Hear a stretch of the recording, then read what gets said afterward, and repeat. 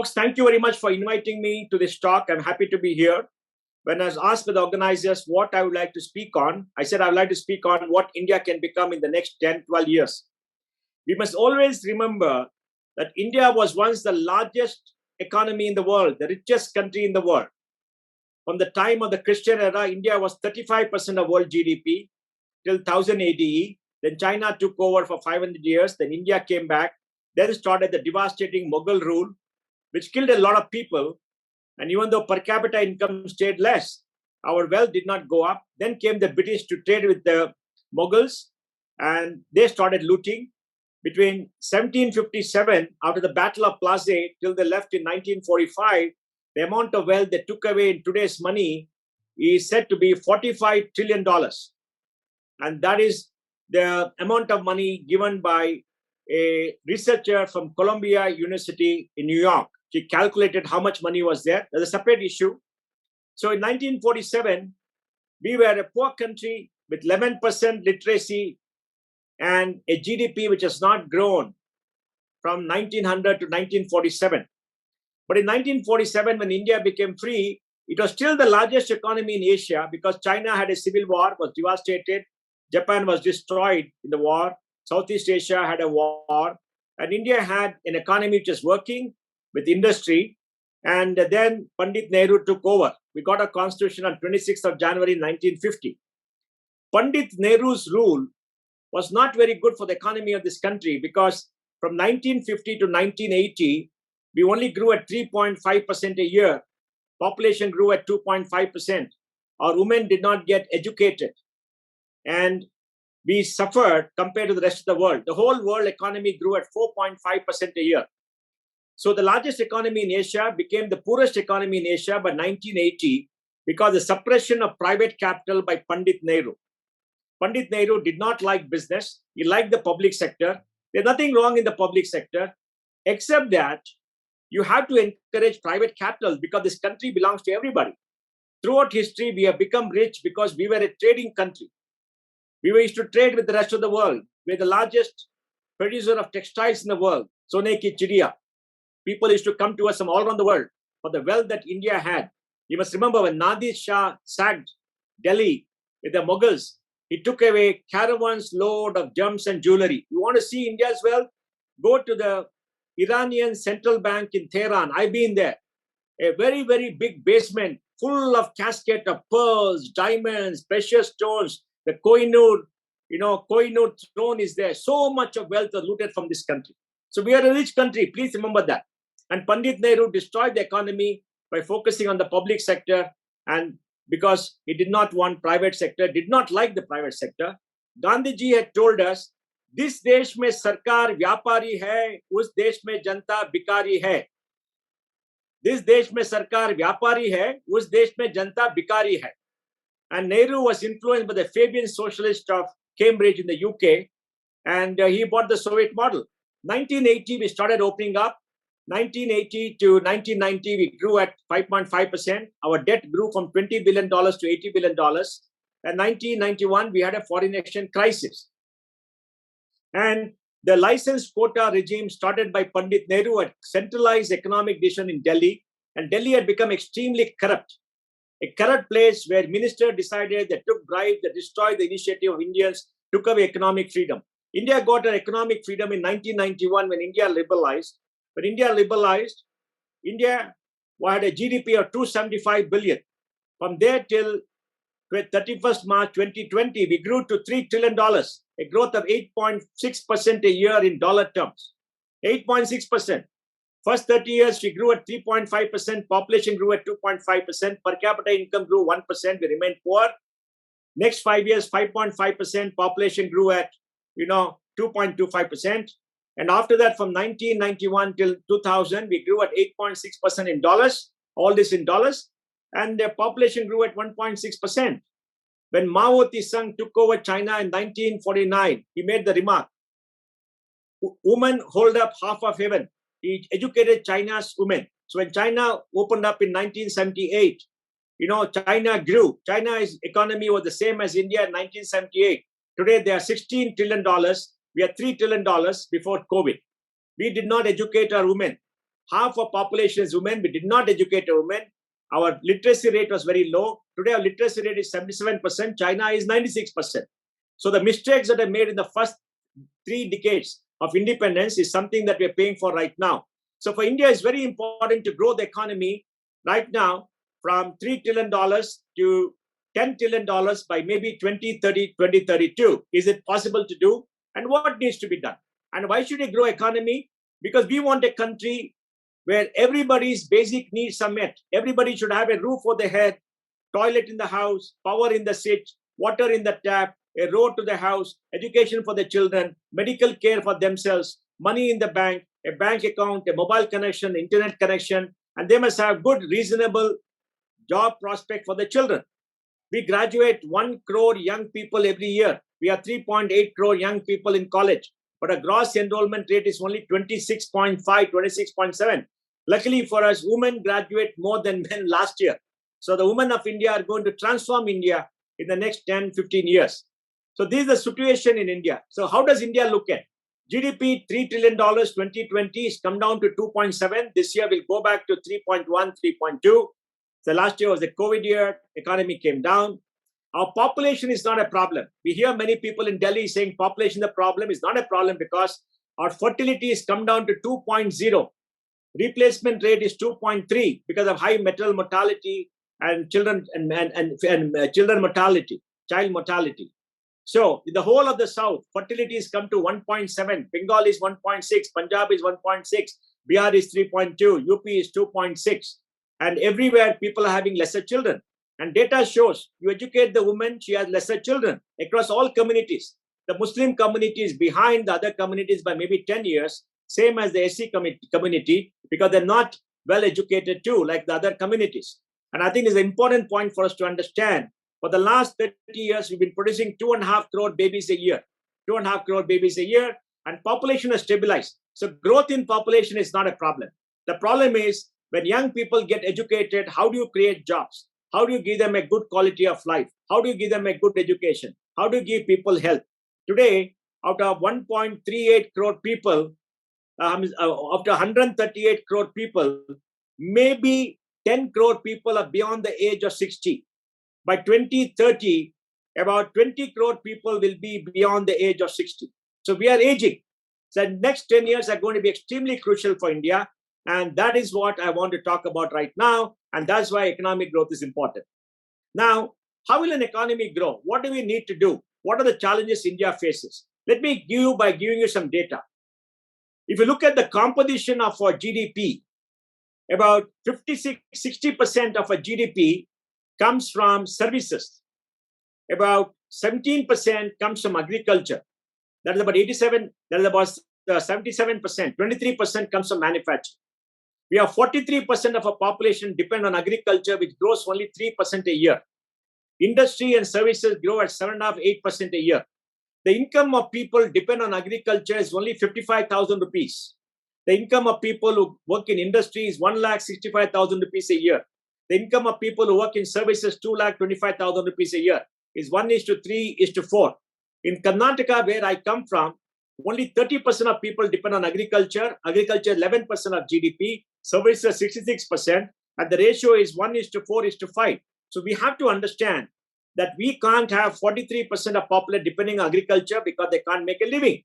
And the reason is very clear why they can't make a living. We're surplus in food grain, we're surplus in milk, we're surplus in many other things, and they will not be able to get a good price. Agriculture landholding is fragmented. That is one major challenge that we have to face. We have to shift people from agriculture into industry and services and provide them the jobs. Now, what is the number of people to agriculture? About 10-11% of population agriculture is fine. We can still produce all the food that we need because agriculture is today automated. Agriculture uses machines and we have very small holdings. Productivity has gone up. If you look at China, China produces 2 times what we produce in agriculture. And China has only about 15% of its population depend on agriculture. All right? And China has less arable land. India has the largest quantum of arable land in the world, second largest quantum of irrigated land in the world. We produce 305 million tons of cereals, rice, wheat every year. 320 million tons of fruits and vegetables, second largest in the world. We produce about 215 million tons of milk, the largest in the world. 35 million tons of sugarcane, largest in the world. And we produce, all of the things that we need in very large quantum. So we are a major agricultural power, and consumption agriculture is coming down. So we have to shift. That's a major problem. The second major problem that we have in this country, which we have to tackle, is we are not producing enough jobs. Now, let me give some data. Every year, 2.5 crore people born 20 years ago, 21 years ago, come to the workforce. Or 2.5 crore people, maybe 1 crore people get married or go into agriculture, do not require jobs. We have to produce jobs for 1.5 crore people every year. Out of 1.5 crore people, maybe 1 crore are graduates. We are 3.8 crore young people in college, 1.1 crore graduate every year. Many of them don't get a good education, but it's fine. We have to produce some jobs. Out of 1.5 crores, we produce only 1 crore jobs. The data is available. If somebody tells you India is not producing enough jobs, it's a lie, because they're all leftists. They don't want to see India succeed. When economy grows, it produces jobs. They have to look at the Provident Fund data, ESI data, and look at other data, and I can give them whatever data they want to make the case. But we have to produce good jobs. What is a good job? A reasonable job, in my view, which is what pays 50,000 rupees, 60,000 rupees a month. It cannot be less than that. Any job paying 15,000, 20,000 is not good enough. You can't keep body and soul together. And so we have to produce jobs, and jobs can only come through economic growth. But we have to understand what kind of jobs. Everybody cannot become an IT engineer. Everybody cannot become a college professor. Everybody cannot become a government employee. Government only hires about 6.5, 7 lakh people a year. Government today has 2.5 crore employees, state and center.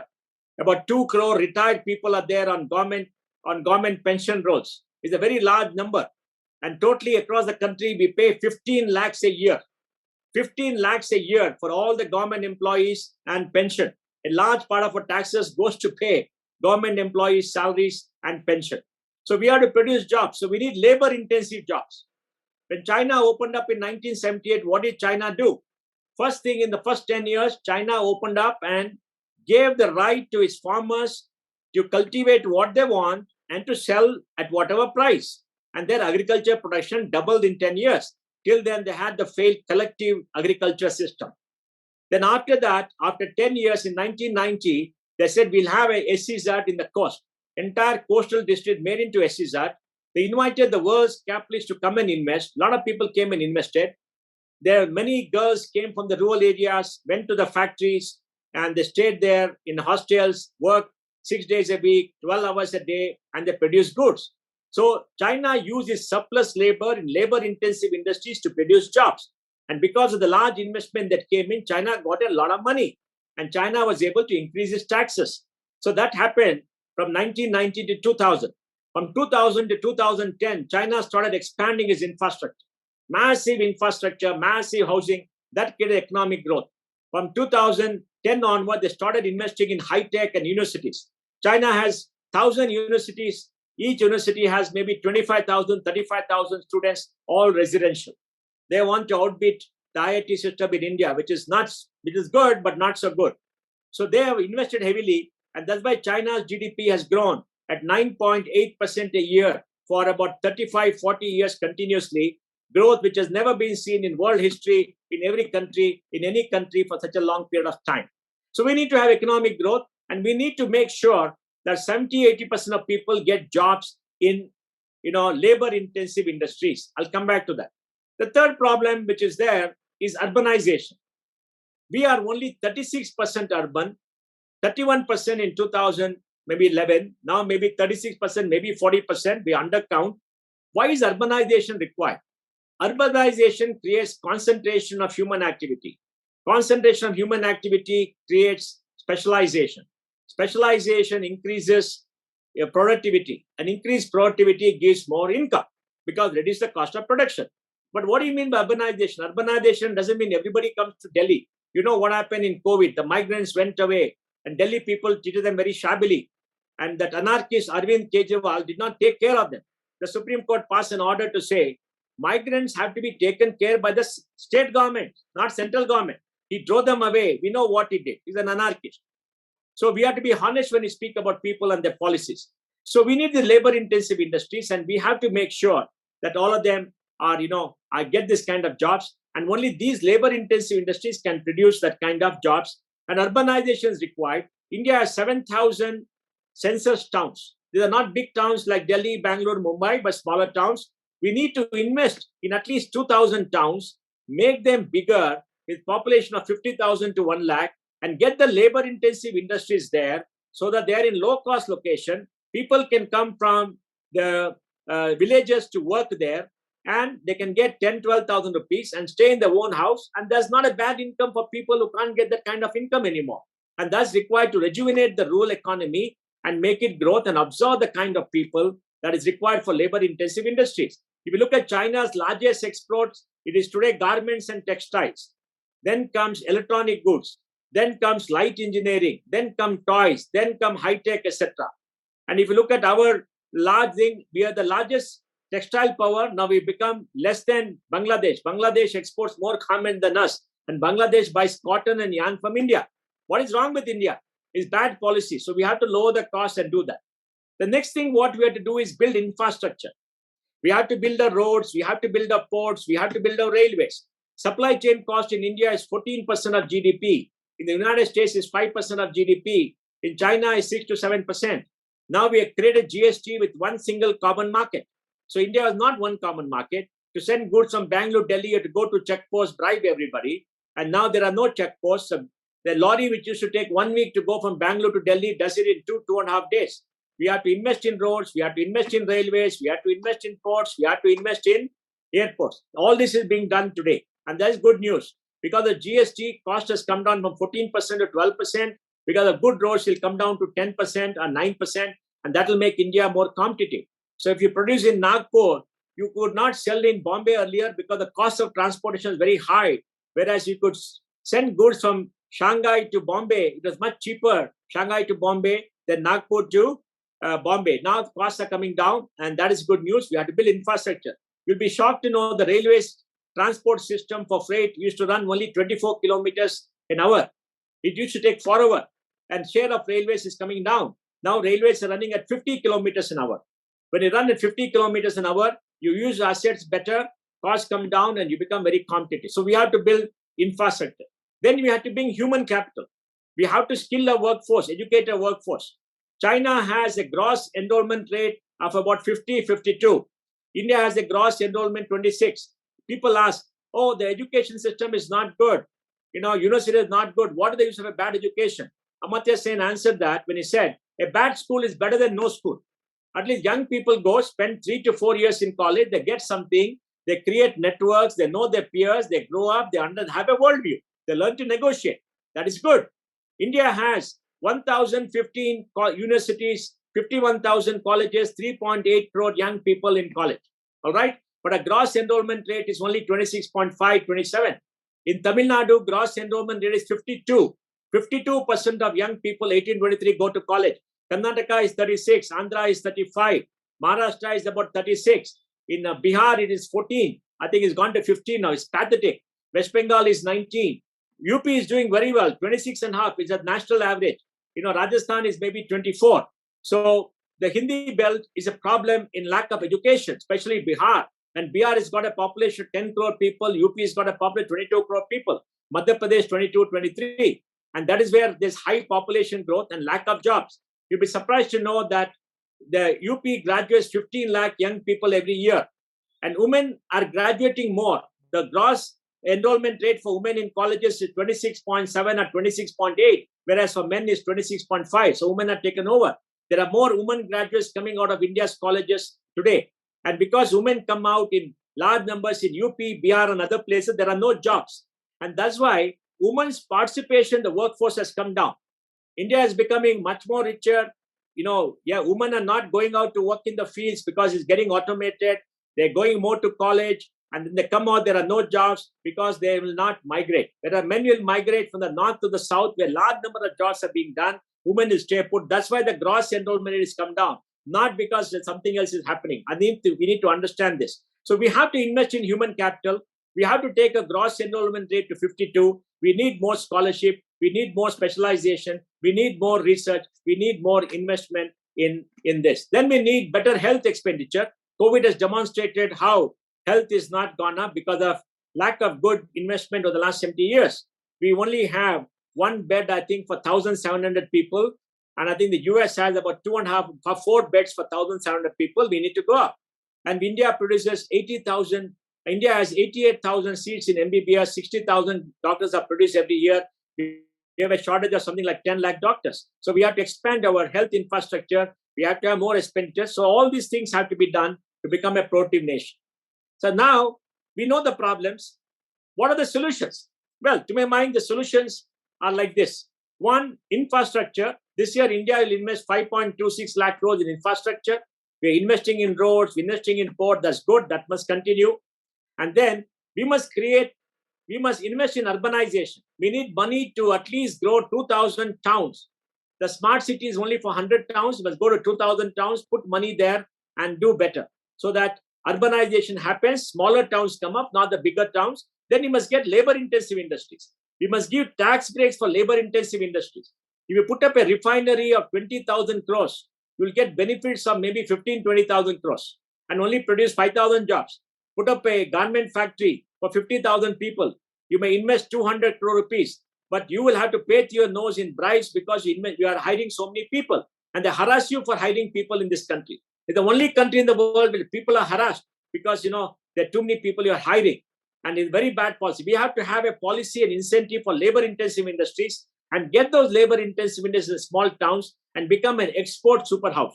That's the way to produce jobs. Because once more labor-intensive industries come, more women get employed, more people get employed nearer to the house, they create value, then the service economy comes up and economic development comes up because people will have money to drive consumption. And that, I think, is very important. So urbanization, labor-intensive industries, and infrastructure is very important. And then we must reduce compliances. Manish Sabharwal says industry has to comply with 65,000 compliances. We don't even know how many we get to comply. There's so many laws, unnecessary laws. These are all the product of the control regime of Pandit Nehru and Indira Gandhi. That has to be destroyed. And we should reduce it by half, reduce compliances, reduce government control. And government should sell out the public sector, which are not there. Public sector make loss of 30, 35,000 crores. Air India has lost 70,000 crores. BSNL has lost 70,000 crores. Yes, they give job, but at what cost? We can as well give money to people and ask them to stay home because that money has to go into health, into infrastructure and not be spent on small number of people. So we need those kind of policies that has to be done. Then we have to invest in human capital, like I said. Put more money into colleges, put more money into research. Because today we are in the knowledge economy. We are in the innovation economy. And in that innovation economy, we have to do well. Luckily for us, we have a good IT industry. India has 75,000 IT companies. India exports $160 billion of software. 60% of global outsourcing comes to India. And we have 50 lakh people employed in that industry. Total IT industry is $210 billion this year, which is very, very good and very high for a country of India's standing. We're the largest exporter of software services in the world to all the major corporations. Of the top 10 software service companies, the market value, the most valuable companies, 5 are Indian. Of the top 5, 3 are Indian. Of the 28 lakh people employed in the top 10, about 20 lakh are Indians. Out of 60 lakh people employed in software in America, 10 lakh are Indians. Of the 50 lakh employed here, 25 lakh work for American companies. So out of the 85 lakh working for American companies, 35 lakh are Indians. So we have a highly educated force. We need to grow the economy. Then we have a good startup ecosystem, innovation-driven startup ecosystem. India has 55,000 startups. They created value of $315 billion. We have 58 unicorns. They employ 1.2 million people. By 2025, we'll have 100,000 startups. They will create 150 unicorns, billion-dollar enterprises. They create value of $1 trillion, employ 32.5 lakh people. So you must come to Bangalore to see how India is changing. Bangalore has got 35 unicorns out of the 58 unicorns that India has. And Bangalore, out of the population of 1.1 crore, 20 lakh people are employed in technology. Average salary is 15 lakh rupees for 20 lakh. This year we'll have 4 lakh people in this industry. 4 lakh high quality jobs are going to be built in Bangalore. And Bangalore exports $60 billion of software. Bangalore's per capita income is $10,000, whereas India is only $2,000 or so. So Bangalore is what India can become in the future. So we need to invest in human capital education, research and development. The reason America is doing well is the dominant power is not because America has got armed, because of its universities. They do a lot of research, they bring in new technology, they get in new processes, they dominate the world, they invest in the knowledge economy, and they're a very large exporter of knowledge services. And that's what we got to do. Then we got to improve manufacturing. In manufacturing, there are three components. Labor intensive, I spoke about, then intermediary goods and basic goods like steel, etc., where we have to expand, and high tech. We need a chip factory in India. We need electronic assembly in India. Government has now bought in the PLI scheme, Production Linked Incentive Scheme, for 12 industries. So we'll become an export house, and that will happen. And then we need lesser corruption. Corruption is the bane. For example, you buy a property, to register the property, you have to pay bribes. But Delhi, corruption is not there in government of India because Prime Minister Modi has eliminated that. There is corruption at the transaction level. There are four kinds of corruption. Transaction level, where government authorities will take bribes to do services, that's not gone away. Then there is corruption in government deals. Today, that's come down because when government does business, you have to apply online. So you may get the business, but they will not pay you money. To pay you money, you got to give bribes. So still they control you. For example, in Bangalore, if you want to apply for a land for constructing a building, they say it's all online, but you can't upload because the capacity is not there. And when you complain, they say, go to so-and-so architect, come on a Saturday and you can upload and give us this money. They harass us because the money goes to the political leaders. It goes all the way to the top. In many parts of the country, police stations have become business centers where the sub-inspector spends half the time, settling disputes and trying to make money. That's how corruption should stop. The corruption in Delhi has stopped. The third kind of corruption is policy. How do you go bribe people and change policy? That has stopped. There in the UPA, you could go to Delhi, change policy, get what you want. We know what happened. It's all a function of the license quota Raj. And the fourth kind of pollution was the corruption in defense deal and large deals, which is not there today because Prime Minister Modi has made sure. So we must stop corruption. And lastly, we must educate our women.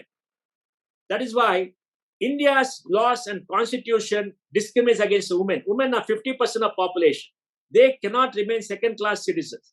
For example, in the 1950, our founding fathers and mothers promised us in the Constitution, right to equality, Article 14, right to life, Article 19, right to religion, 25 and 26.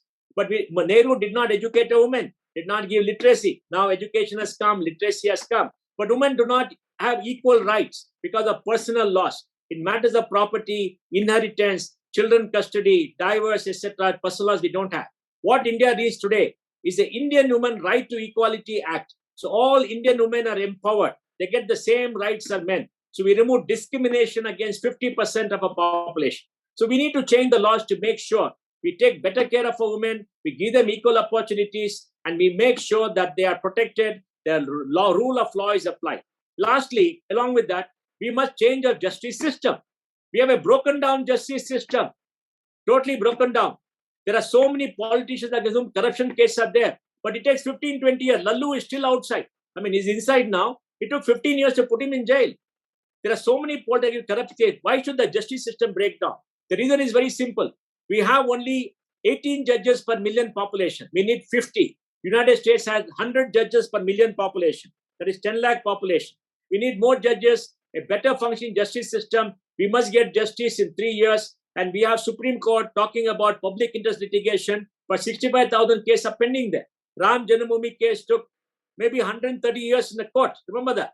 And Supreme Court is there 15, 20 years. They never took up the case. We need to fix our justice system. We need a country where there is justice, where women are treated equally, where we get education, we got infrastructure, we need better policies, we need more honesty. And that can only come if all of you stand up as citizens of this country and demand that from our politicians. So, I want to end here by saying, India has grown to 3 trillion. We have to grow to 10, 12 trillion to make sure every Indian has the necessities of life, jobs and good income and can live a comfortable existence. We remove poverty. We don't have want. And for that, we have to improve infrastructure. We have to educate our workforce. We have to give them better health. We have to have labor-intensive policies. We need urbanization. We need reform in our justice system. And we have to make sure that we become an investment-friendly destination. Because for economic growth, there are two parameters, consumption and investment. In India, consumption is 70% of GDP. Investment is 30% of GDP. We need investments because more investment creates jobs, more investments create capacity, more investments improves productivity. And that leads to jobs. When people have jobs, they spend money, that increases consumption. And once it increases consumption, that requires more investment. China invests 45% of its GDP. India invests only 30% of its GDP. And I think we need to increase our percentage of savings and GDP, and that can come only with economic growth. At the end of the day, if you want to be a better country, you want to have more money income, you want to have the necessities of life, you want to have a good living, we need economic growth. And economic growth has to be 9 to 10% to grow to $10 trillion. Can we make it? 80% probability we'll make it. We have to make it. Our children deserve it. And we have to create a new India. That's what Prime Minister Modi has come. That's why I admire him so much, because he's doing everything right to make sure India grows. And India has a very bright future. And India will do very well in the world. We are in the fastest growing region, but we need better policies. We need enlightened citizenry. Thank you very much. I just wanted to add something when you were talking about the policies and how Nehru, we have that legend, you know, when Nehruji told Tata that profit is a bad word, never talk to me about profit. Yeah, he ruined the economic future of this country, you know. We have to acknowledge that, because from 1950 to 1980, we grew poorer. The world grew at 4.5, we grew at 3.5%. Japan grew, Southeast Asia grew. China did not grow because of the communist regime. So we should never repeat that mistakes again. But my questions are that where is the money for all these lofty programs? There was a talk some time back here in Sangam Talks about comparison with China. And the speaker said that I don't know from where China gets the money.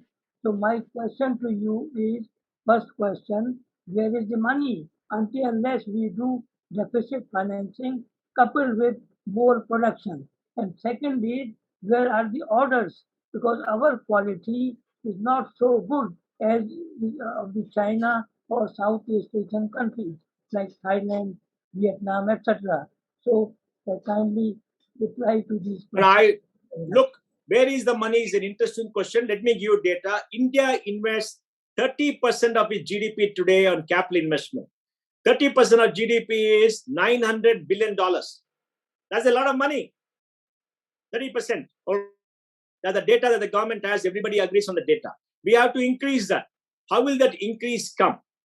That increase will only come when we save more and invest more.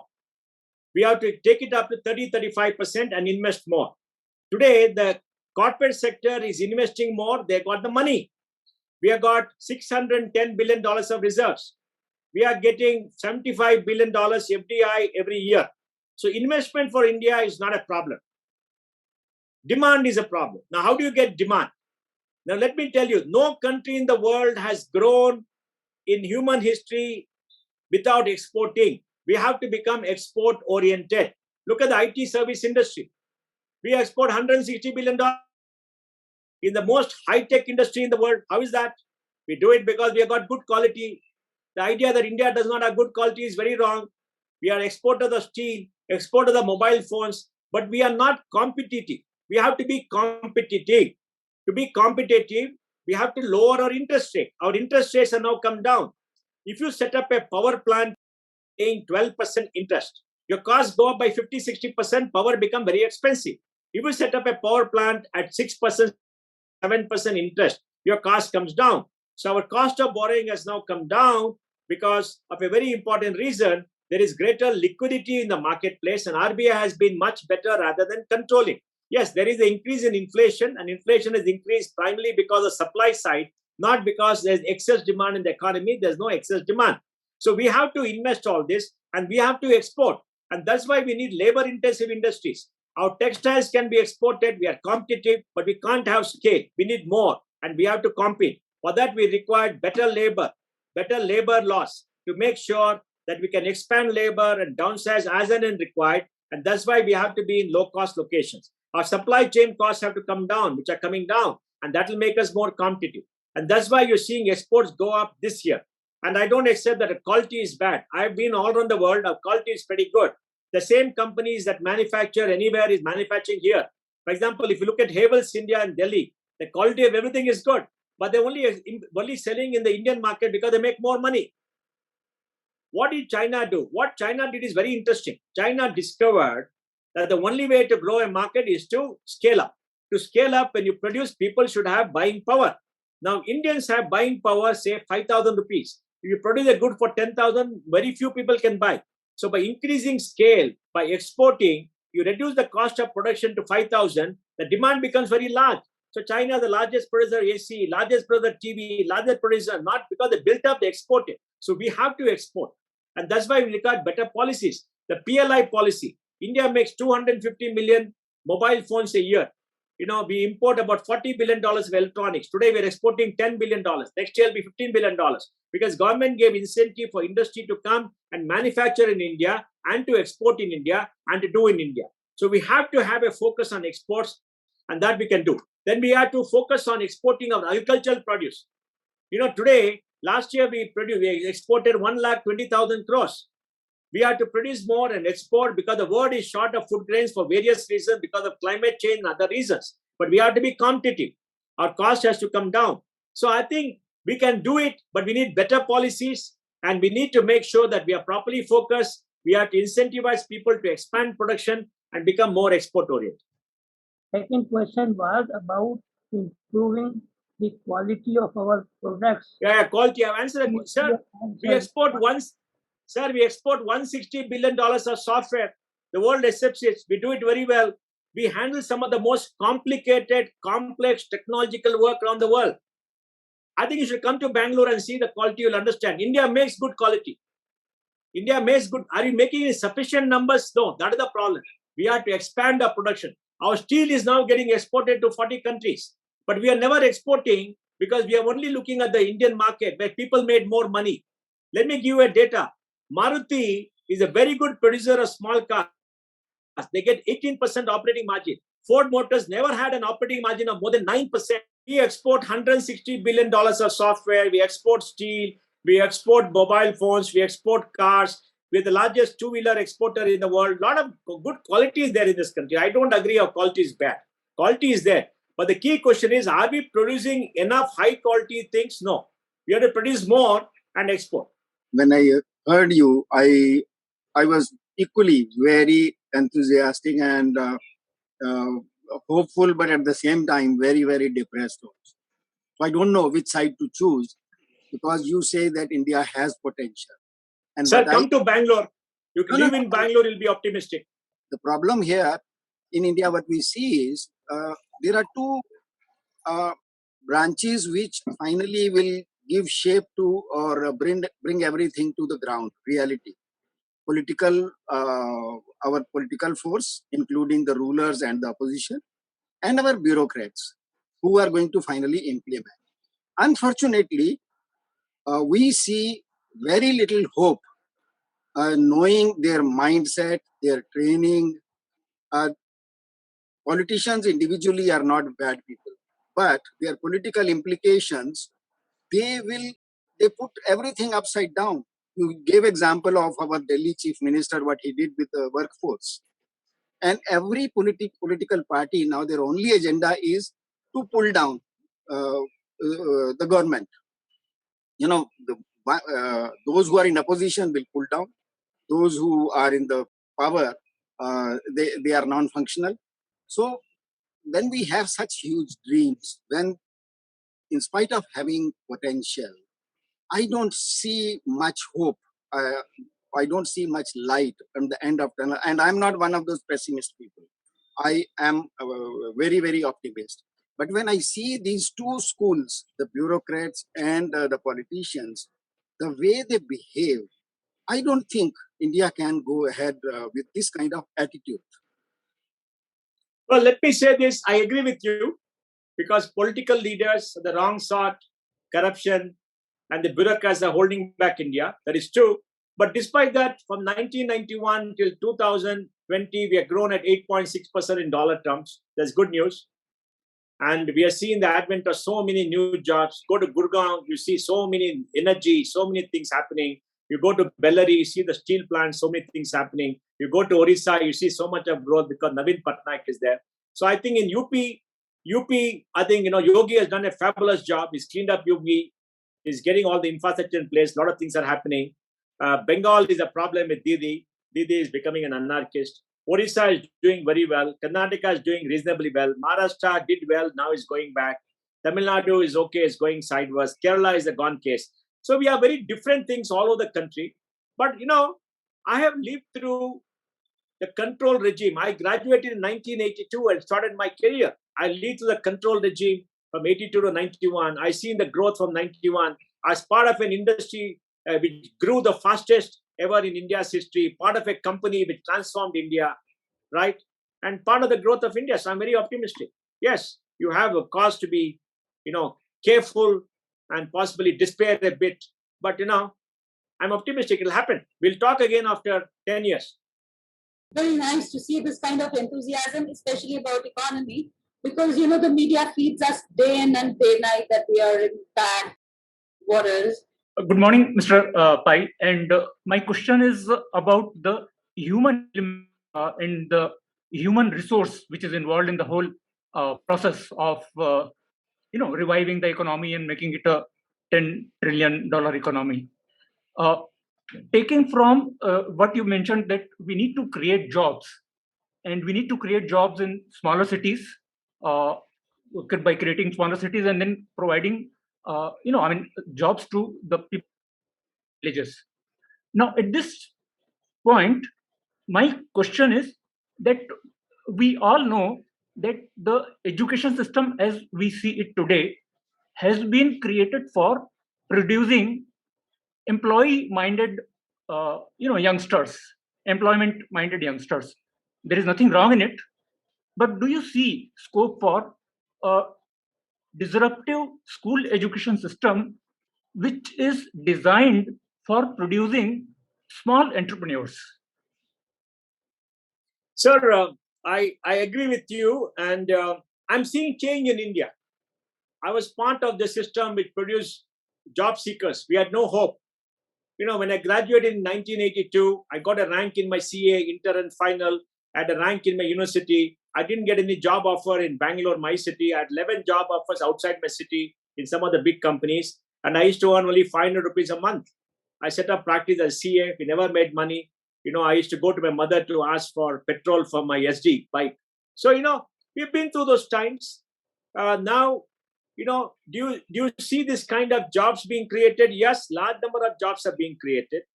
Do you see education playing a role? Yes, more and more of education is improving. For example, India produces 8 lakh engineers. 2 lakh engineers are very good. I hired them. At Infosys, I hired 2,50,000 people in 5 years and trained them. Maybe 2 lakhs can be trained. The balance 4 lakhs are just so. What to do? But what I'm saying is the quality of the output is increasing in all across India. Our education system is going up, and we have a problem because there is no country in the world with so many students except India and China. And this year, our students are more than in China. More than China. We have more students. Can you give them all quality education? Not possible. Can you invest to give them innovation and the kind of thing? Not possible. Can 25% of the graduates be very good? Yes, 25% is very good. 25% is trainable. Balance are not good. They will get some life skill. They'll go. That's the way it is. Now, the key thing what has happened is, I'm very happy, is the new education policy has come. Now, the new education policy will give freedom to schools and colleges to innovate, reduce the information load on students, allow them to think independently, do some problem solving, work with the hand. That is the great hope. We need autonomy for our top 200 universities. We have been fighting for autonomy. We need autonomy. We need reform. That is happening. Is it happening at the fast pace? No. Is it happening at a decent pace? Yes. So I'm optimistic, but your point is very valid. We have to transform education. New education policy is a good start. Yeah, like it happened when we started after independence. At that time, at the time of the British, Calcutta was the industrial hub, and West Bengal was the most industrialized. Then slowly the political capital moved to Delhi, and the financial and industrial capital moved away to Bombay and other places because of communism, the rise of communism, and the frequent student strikes and trade unions.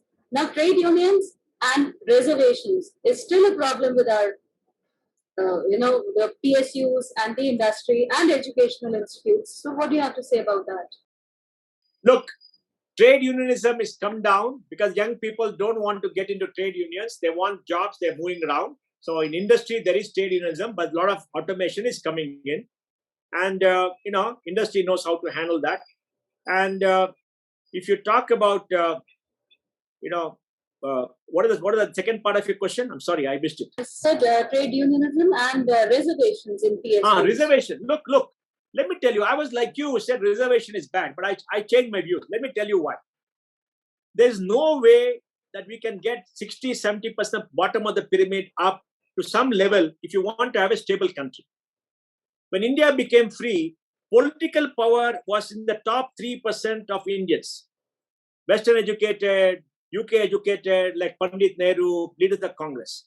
Then we had the Zamindari Abolition Act in UP and other places in the first 10 years. So another 10% came into politics. All the rich zamindars said, we'll go into politics to make money. And then we had the Mandal Commission and all in the 70s, correct? We have seen that happen. So political power came to the other OBCs, came down there. Then we had the reservation for seats. So political power came down. Today, political power in India is the bottom 60%. Look at our leaders. They're coming from the bottom of society. Democracy has come to the bottom. We are a better society. Now, you can argue and say, the leaders who come up from the bottom, do they have a vision of India? Are they well educated? Can they drive India? No. But we are a democracy. We want a stable country. We don't want violence. We don't want deprived people standing up and fighting like it happens among the Maoists and all. We don't want that. We want political power to come down. Now, it's up to us, educated people, to engage with the political leaders, talk to them, and make it a better society. So people at the bottom have to get power. I asked one freedom fighter, there were only 100,000 Britishers. How did they come and rule this country of 35 crore people? He told me one thing. India was a feudal country. Power was concentrated in the top few people. Every kingdom had only 10 people with power. But the British came from outside, removed the 10 people. They become the Maliks. People did Talian. That's all. They didn't care because the life didn't improve. So we decided, he said, in the new India, 1950, we'll push political power down to the bottom. So never again can anybody come and rule India with small numbers. Do you understand what I'm saying? So transformation has happened. And then we have to give people who have been deprived of education, others, equal opportunities. Yes, you may say they're not quality, they're not this, but we have to go through that. There is no other solution. And let me give you some data. You'll be very happy. SC makes up 16.6% of population. They make up 14.9% of students. ST makes up 8.8%. They make up 5.9%. OBC makes up 40% of population. They make up 36% of students. Muslim make 15%, but sadly only 5.2% of students are Muslim. But it's growing at 7.5% a year. Very good. Muslim girls are coming into education more than Muslim boys. They need education. Today, Muslims have become the poorest community in India because of the bad political leadership and misuse of the minority status, right? And the other communities who used to have 60% share has come down. So, everybody's getting educated. Now, you may say they're not getting good education. Very true. But at least they're going through college. Their children will be better. And let me give some data. A postgraduate today has only 1 to 1.2 babies. That means 1.2. You understand what it is, right? The ratio. Then a graduate has 1.5. A class 10 has 2.5. A class 4 has 4 babies. So today, population growth is coming down because women are getting educated. More and more women are getting educated. So a lot of good things have happened to this country. Reservation has helped create a more egalitarian society. We are a democracy. We need that. Now we can all argue and say, oh, they're not efficient. We have to live through it. There is no other choice. Sir, I agree. It has helped us. When the British left, we did need this. But now with 4 or 5 generations of reserved class, the brighter people like Sanjeev Sanyal, who's the principal economic advisor today, had to leave Calcutta and look for a job elsewhere. And I have taught in Tamil Nadu. All the brighter students have to move northwards to look for jobs. Correct. So what will happen? Let me tell you. What we need today in the reservation is to say, if within the reservation category, if some family has got a benefit of a government job or free education, they should not get it for second generation. But Others within the same category should get it. Now, what has happened? A creamy layer has come up in the reserve category. Generation after generation, they're getting benefits. The creamy layer should be reduced. And we need some Mahadalit and all the kind of stuff that Nitish Kumar did in the rest of the country. Now, I think it's beginning to happen. It will happen. But you see, it's a political question. Like somebody said, we are a political economy. We are a democracy. We have to learn to live with that, right? I mean, we have to go through that. It'll take another 25 years. And Tamil Nadu has lost his, Tamil Nadu lost his best and his brightest. They come to Bangalore. Now, I went to Bengal because Mamta Didi has this, Bengal big show for industry. I told her, Bangalore has got 150,000 Bengali engineers in IT. Calcutta has got only 50,000. He said, get them here, get them here. Nobody wants to go there. All the bright young people are going away. They will come to Gurgaon, they'll come to Bangalore. So unless Calcutta and Didi changes the policy, they will not come. So now states are competing. So we see differential growth rates. So states will be forced to change their policies. They cannot do this discrimination anymore. They will change. Is it going to happen tomorrow? No. It will take time. Everything takes time. We're a big country. This is very powerful that if somebody is taken that benefit for one generation, second should not be allowed. But you must not do it with reservation. Keep it in the same category. Keep the 22.5% so more people in the same community gets it, because you must not do it generation to generation, because it is meant for people. For example, Meera Kumar, our speaker. I mean, why should her children get reservations? Why should she get reservations? She's well off. She should not get reservations. Others should get it. In the SC company, others should get it who are poorer. Because the poor deserve our support. Let's be very clear. My parents were poor. They got educated.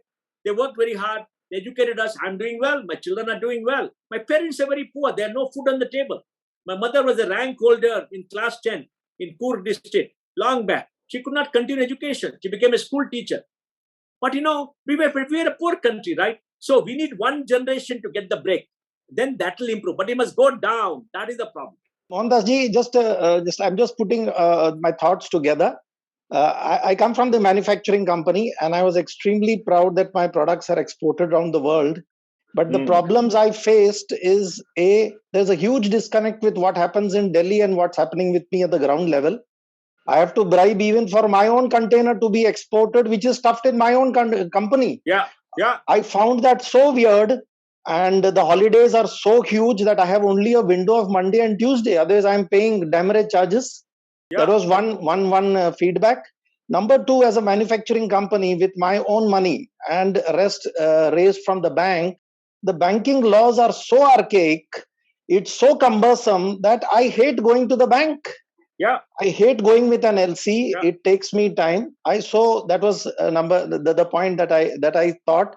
I don't see any changes, sir. RBI and all these guys are just window dressing. At the ground reality, it's extremely tough unless I am a Bajaj or a Tata. But then why should not young entrepreneurs like us get an even this? I just wanted to ask. I commend you for your spirit, that despite all these handicaps, you're fighting, you want to win, and you will conquer, but you're suffering a lot. Absolutely. Just imagine, if this was not there, you'll do 5x. You'll do 5x. No, absolutely, sir. Absolutely, Mohandas ji. I feel it. I just want to ask you, Mohandas ji, is because I'm looking to now open overseas to overcome this, because you see the current. First come to South India, come to Bangalore or Tamil Nadu somewhere. They're much better.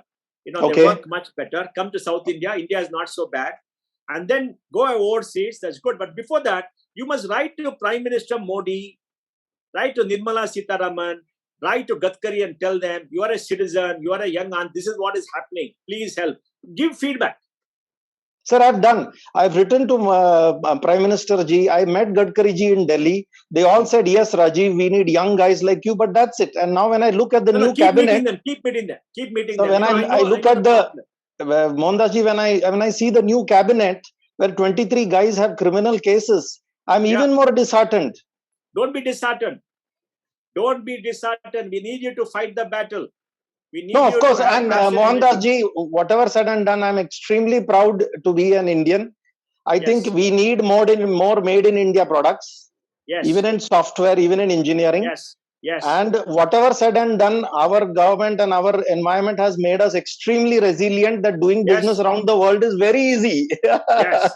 Yes. Yes. You know, So but I yet am we with suffer. But I we am with suffer. you. I You am see, with you, Mohandas ji. And I would but love let us to fight the battle. We must yeah, I would fight. love Don't you give up to fight. take this voice across. And like the gentleman just mentioned, there is a huge disconnect between bureaucrats and the politicians. So I Yeah. just hope you can create a critical mass which takes this across.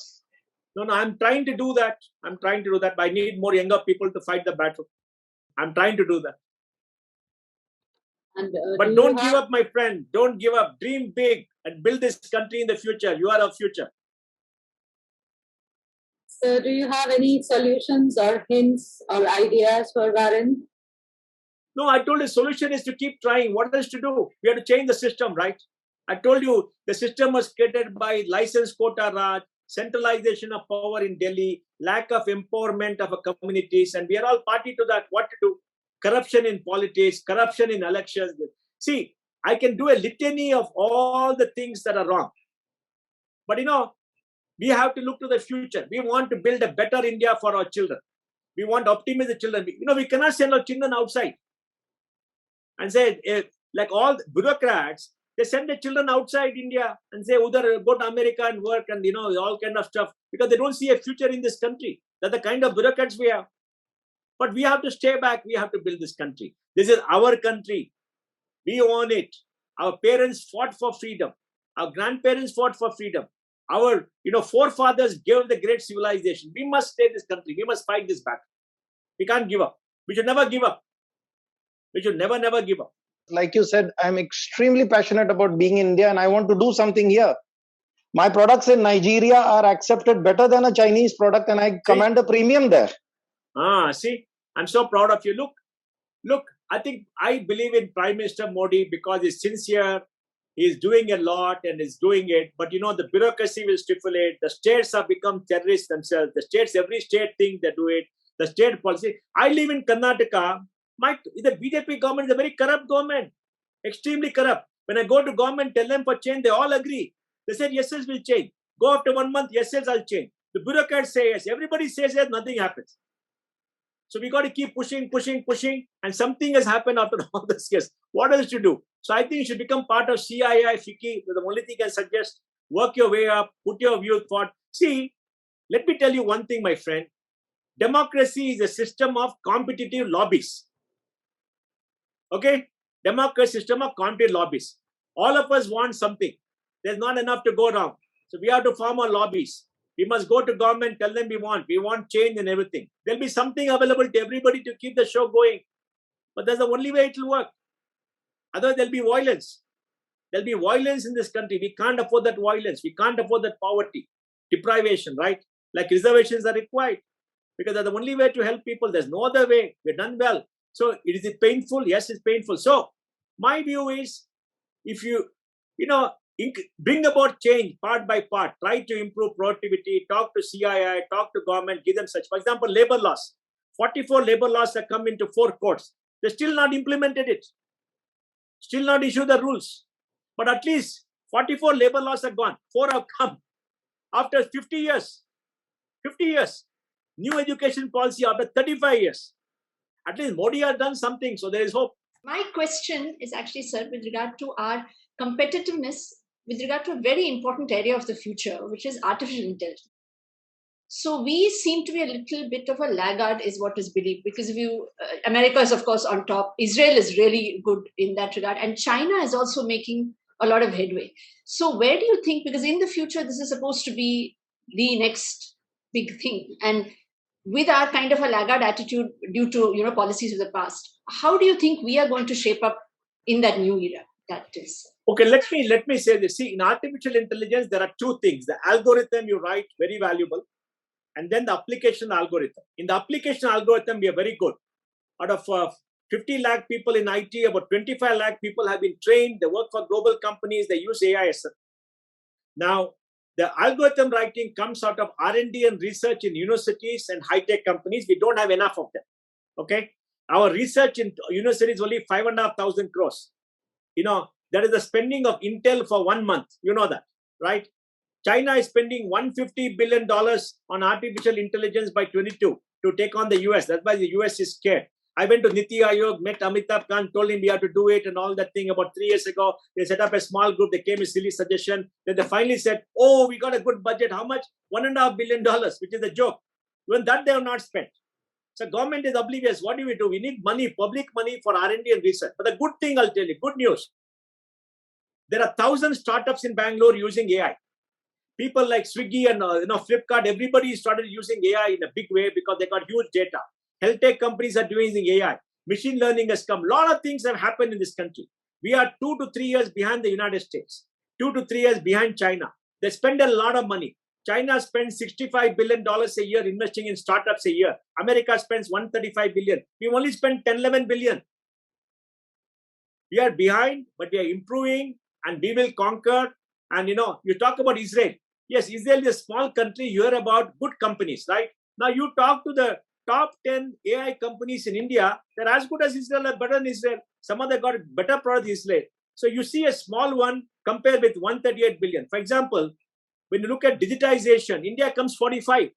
Singapore comes for 1. Singapore has got 50 lakh people, half of Bangalore. India has got 675 million people having the internet. That's huge. But because of the huge numbers, everything looks small. So yes, there's a problem, but I think there's hope. A lot of things are happening. A question from Som D. He says sustainability is a huge issue.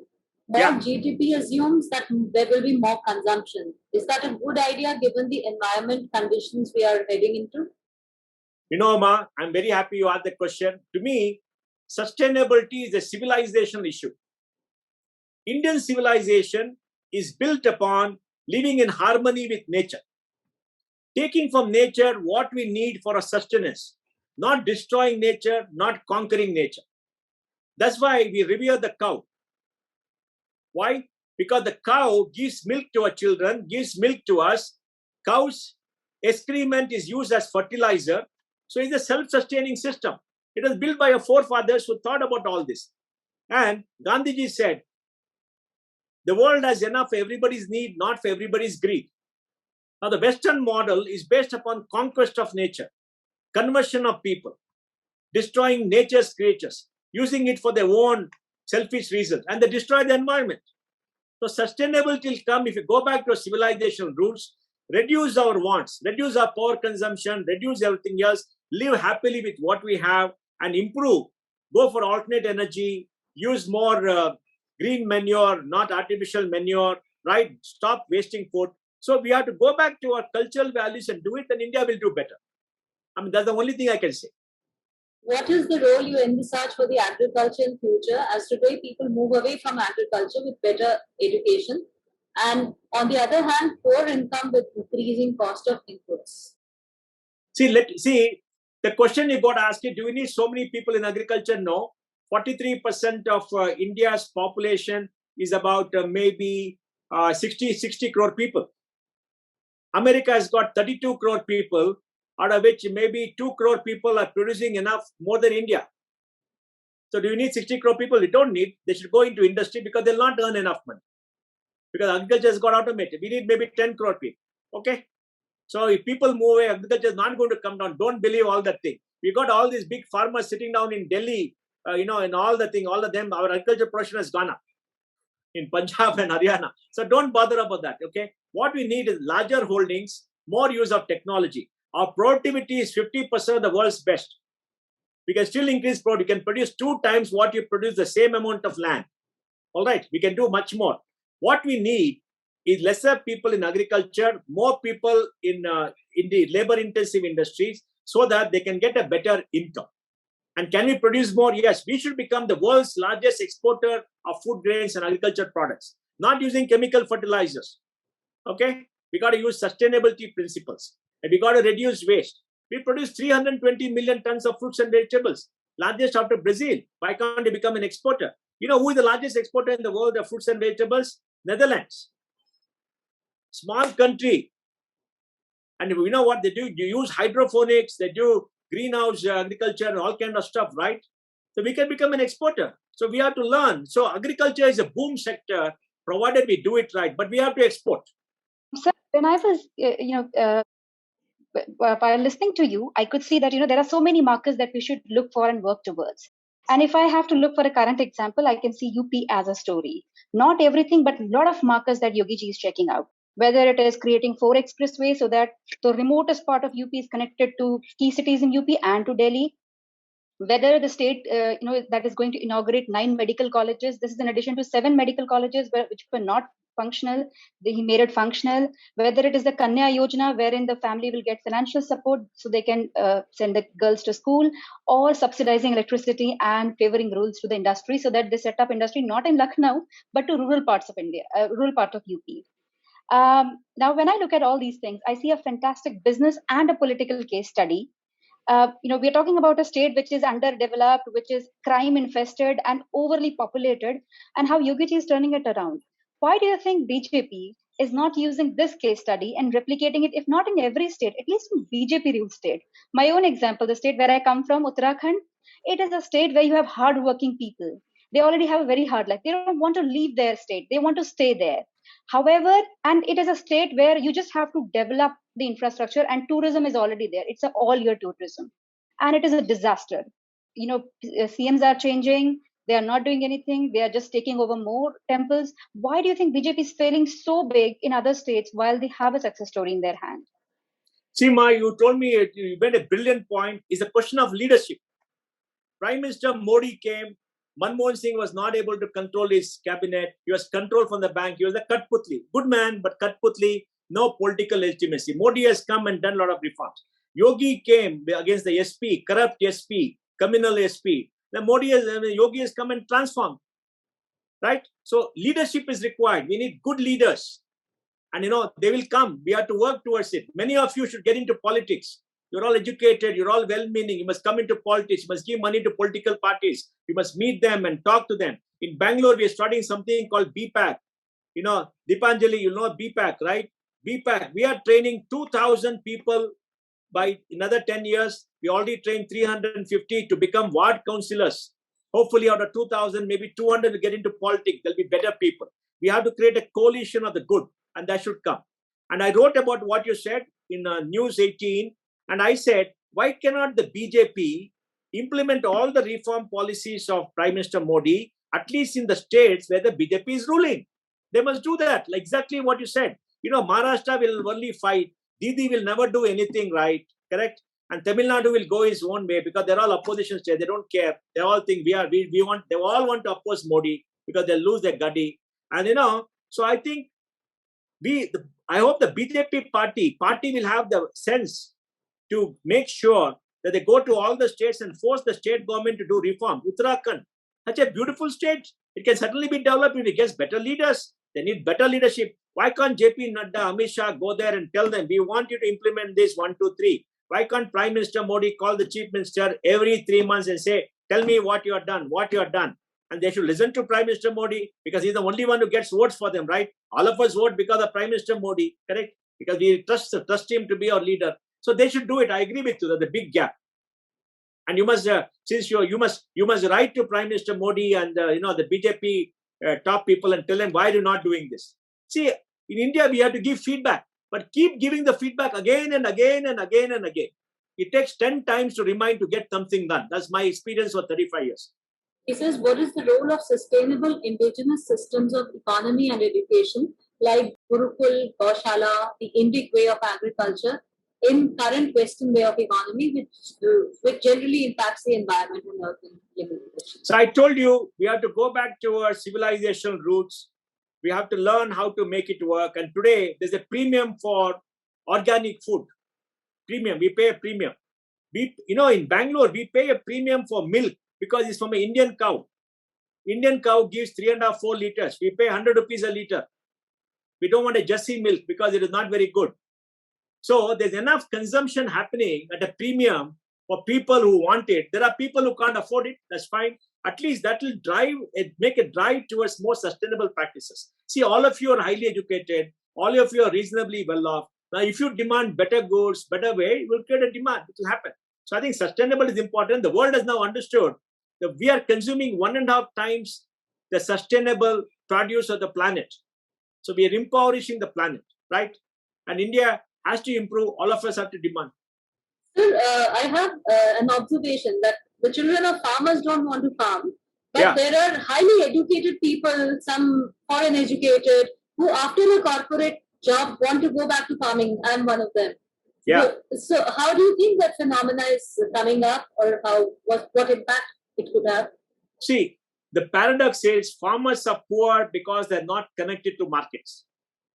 They produce, but they're not getting the market price, so they're poor. Now you are well off and you're going back to farming to indulge your passion and to earn a little bit of money, and you know how to connect to markets. So in Bangalore, we're doing an interesting experiment. India has got 1,200 agri-techs. 250 have been funded. Now, if you connect them to farmers, farmers will get 20-25% more. Supply chain will be taken care of. Payment will be in 48 hours. We are trying to have a big drive to connect agri-tech companies started by young people like Vinod and yourself, maybe, to connect farmers to markets so farmers can get better prices. If farmers are able to get better prices, the children will go where they get money. Why they want to work in a job getting 25,000 rupees a month when they can earn 40,000 rupees? We have to make agriculture self-sustaining for a larger number of people. And that is where we have to make sure farmers get market price.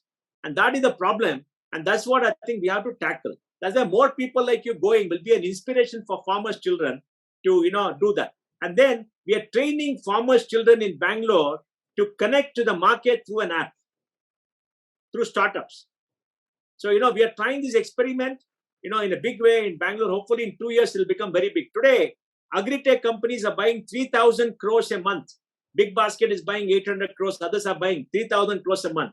2 years back, they're buying only 600, 700 crores a month. In 3 years, they'll be buying 10,000 crores a month. And farmers are getting better prices, better income. So it has to move. India has a very long history of business, right from the, Indus Valley civilization times. We have a continued history, and we've been a country of entrepreneurs and businessmen. I come from a community which is essentially a business community, but we have made zero efforts in studying our own business practices. We are all the MBA institutes, all the business institutes, they've just pick up something from the West and copy paste and do. And there is a lot of Indic knowledge of business, which has a lot of values in terms of, which are very relevant from a business perspective, which we are almost losing because everybody is getting. So can we make an effort to do a systematic study of Indian way of doing business?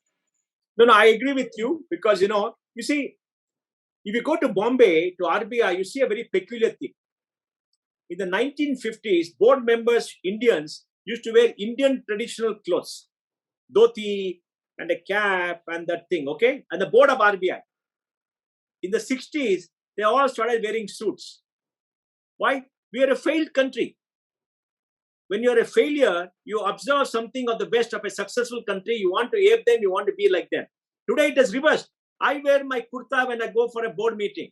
I wear my kurta when I go to Stanford or in Harvard, anywhere. I'm very happy in my clothes. Why? I'm secure. Now that is coming back. Now young entrepreneurs are coming up. They are writing stories. But there's the Indian way of doing business. See, the Indian way of doing business is not the Western way. The Western way is built upon the Protestant work ethic of Mark Webber, right? Protestant work ethic, where the individual gratification is important. Individual conquest is important. You see it in America, in the Western capitalism. Ours is based on the family model where the Karta has to take care of everybody.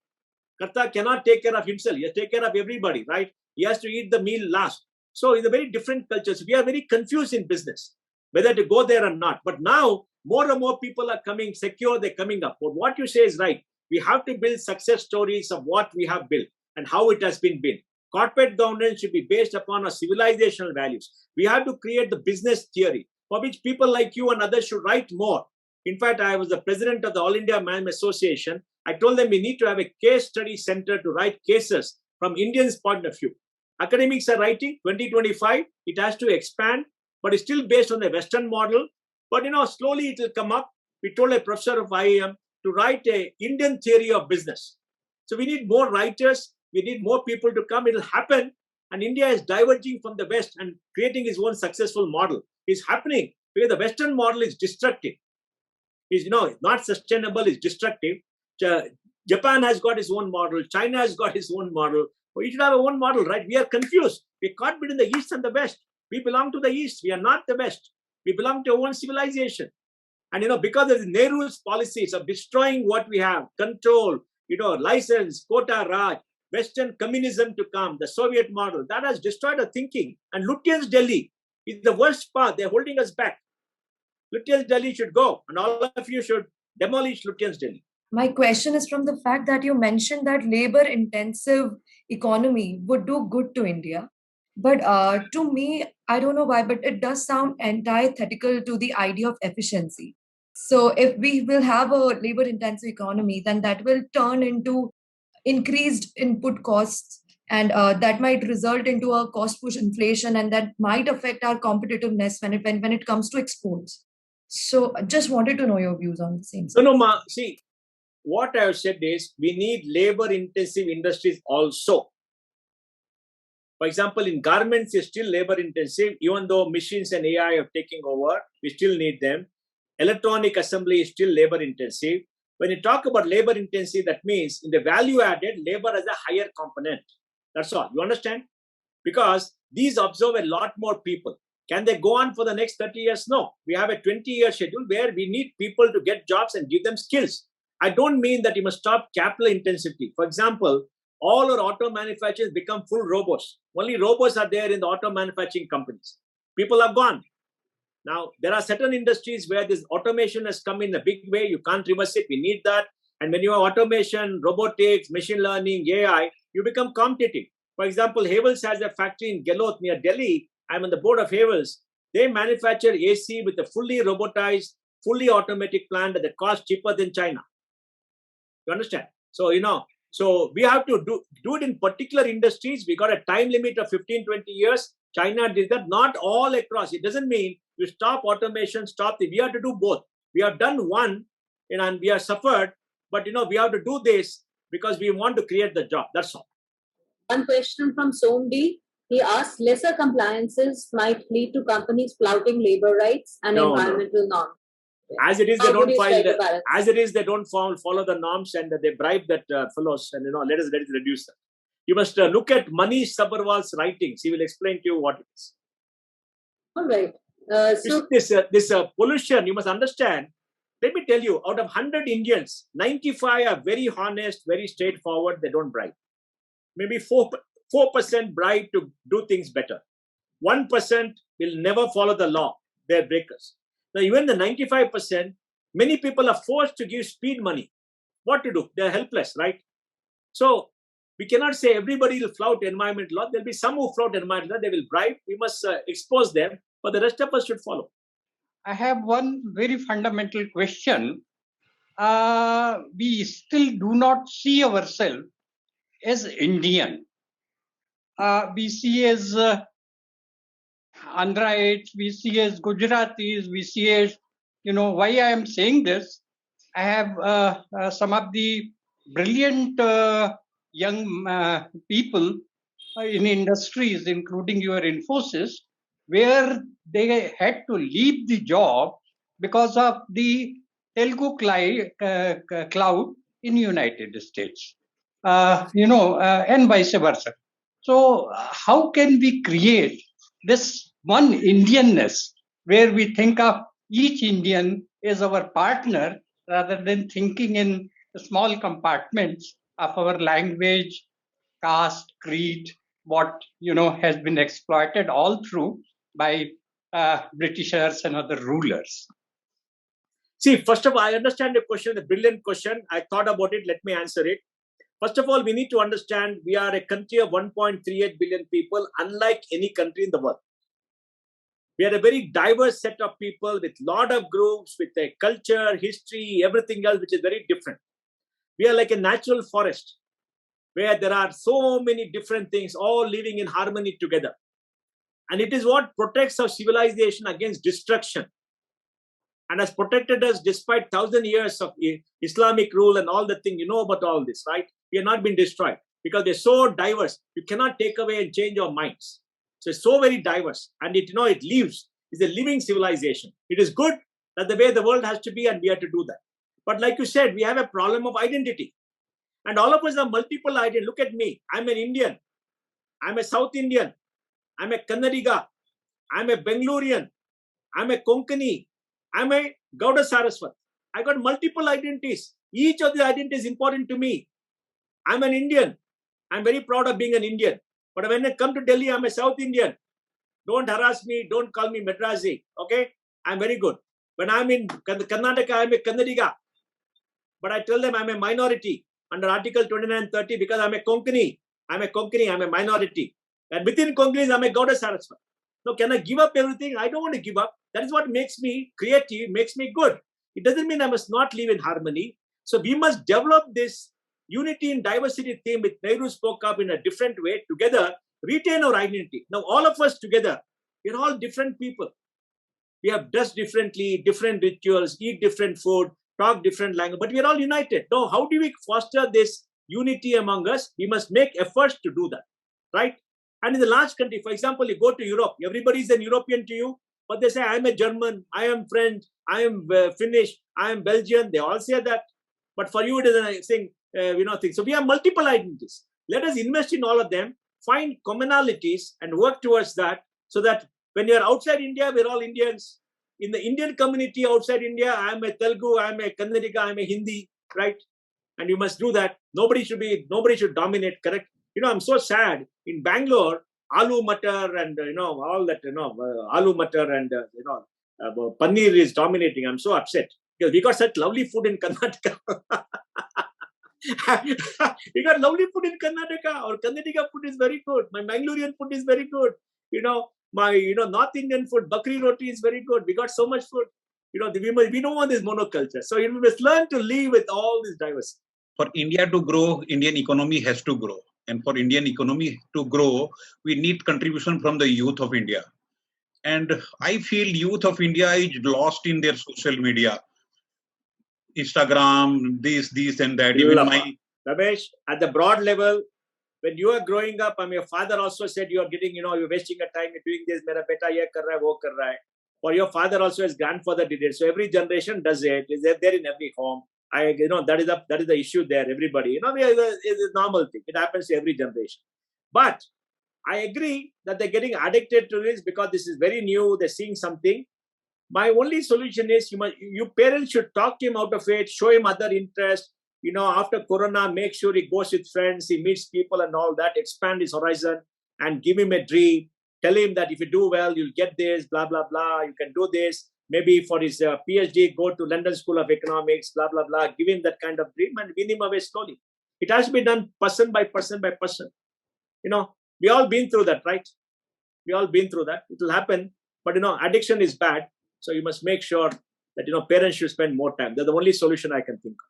I can see that these children, they don't have attention span for reading, but they do have attention span for hearing podcasts. So they have different ways of accumulating knowledge than us. And my closing words, believe in your country. We will build a new India. We will build a better India for our children. We must become better and better. And we must become the India of Gandhiji's dream. Rama Raja should remain. Rama should come back. And Rama Raja should sing. Every Indian should realize their dream. Nobody should be deprived. We should work for that. Thank you.